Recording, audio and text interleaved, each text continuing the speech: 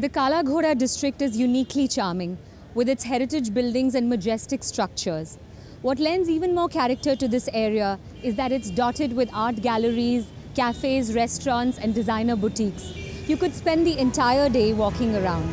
This is the artistic and cultural hub of Mumbai and the epitome of history meets modernity. It was refreshing to see how well the buildings and streets of Kala Ghoda have been maintained, and I felt pride in knowing that this destination is a favorite among international tourists and even domestic travelers visiting Mumbai. A vital role in the upkeep of this area has been played by the Kala Ghoda Association. I was lucky to be invited to lunch by the lady who's at the helm of these efforts, celebrated artist Brinda Miller. To talk a little about Brinda the artist, I've always been in awe of your work, and I was going through some of your previous works, and for an artist, when you set out to make a work of art, do you have in your mind a clear idea of what the final result will be? Or is it just an organic process, an internal process that leads you to something that you did not envisage initially? Well, I think I'm really lucky that I do not have to plan my work too much because, and I'm not one of those artists who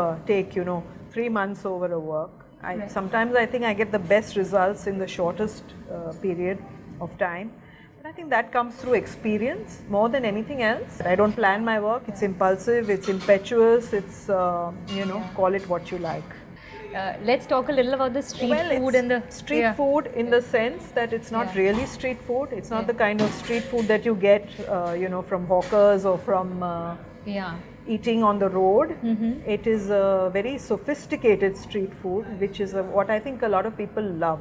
How do you see the city moving forward 5 or 10 years hence, and what should people do? I think it is the population that really makes the city what it is. It's like, any world city like New York, say, for example. It's very much like that, I feel. And I always judge everything by the audience that comes to this festival. Really, people are wonderful, they're well behaved, they do not create any problems. And I think it's the city, it's the kind of city that we live in. Absolutely.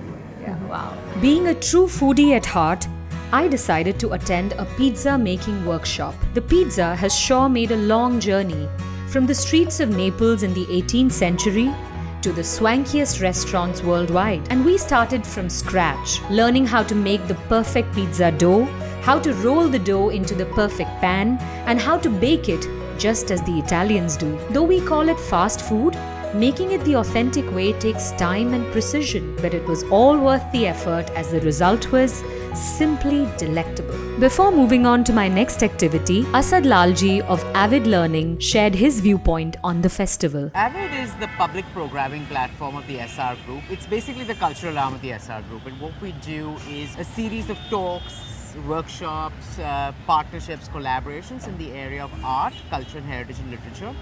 And we do this through the year. So we do about 100 programs a year. So it's a pretty significant and now established program. Wow. It was started about almost 5 years ago, and it's grown significantly ever since. People have the opportunity to experience these sort of programs. It can really impact them. I mean, I planned my life based on a talk I attended at the Ad Club of Bombay about 25 years ago. Really? Yeah.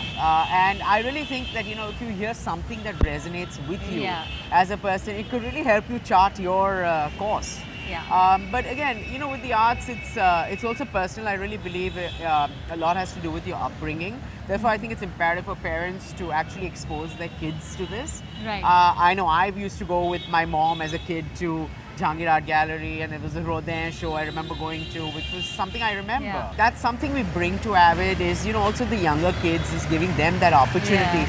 Don't push them, let them come in and learn. If it's interesting, great. If it's not, no. Speaking of young minds, I was impressed with a group of students and teachers who had organized an art activity for the children of the NGO Mumbai Mobile Creches. In any event of this magnitude, how can you ignore the children? In fact, the students are the force of tomorrow. I have with me here a really bright young student from Aditya Birla World Academy, Devna. Tell me a little about this initiative. I saw that you were teaching Madhubani painting to this young girl from Mumbai Mobile Creche, which is an NGO in Bombay. Yes. So how did this start, and how do you feel this helps the children? So basically, these kids, they live at construction sites where their parents work. So what we do is we go over there and teach them whatever we can, almost every week. Right. Because like we want to give back to the society. Right. Academics is not everything. So today we've got them to Kala Ghoda to like make them explore a new aspect, which is art. Like what is life without colors? Yeah. So so they also kind of know what art is, and they also at the same time come to know about the Indian culture, the Madhubani painting. So yeah, and they seem to be enjoying it a lot. They really do. They really do. So in your understanding, how does art affect life? Like, is it just fun? Or is it a deeper message, and how does it change our life? What do you feel about it? I feel like art is something which has the power to show emotion. Yeah. Something which cannot be expressed via words is expressed via art. Right. Yeah. Like all the installations over here. Yeah. It just gives a deeper message, not something you can just say. So is community service part of your curriculum, your school's Yes, curriculum? yes. But we also do it, even if it's not a curriculum, Yeah. we are still encouraged to, give back to the society. Right. And does it feel very good? Like it's a very fulfilling experience, always right? Always feels good. And we also love being around kids and everything.